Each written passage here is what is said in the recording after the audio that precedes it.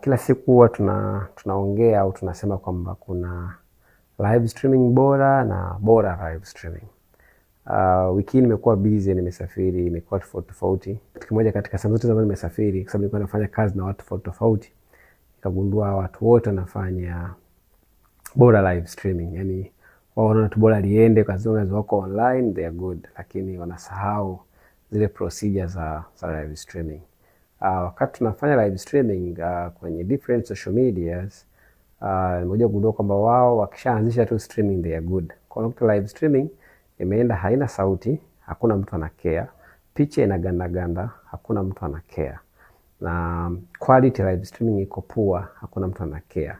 As long as wako live, wao wako okay. Wanaangalia tu picha kule inaonekana. Hatutaki watu wafanye live streaming ili mradi, tunataka watu wafanye live streaming bora, live streaming ambayo imenyooka, live streaming ambayo ina good quality, ina sound ambayo imenyooka na kila kitu. So tunapoenda kuanza madarasa yetu ya live streaming, tunaanza ya physical, tutakuwa na online, tutafanya ambayo ni ya vitendo, tutafanya ya nadharia. Hii yote ni kutaka watu wote tupate elimu nzuri ya kufanya live streaming. Tusifanye tu live streaming ili mradi. So see you soon. Tatoa link ya madarasa ambayo tutakuwa online, tutakuwa nataja venue ambazo tutakuwa tunafanya.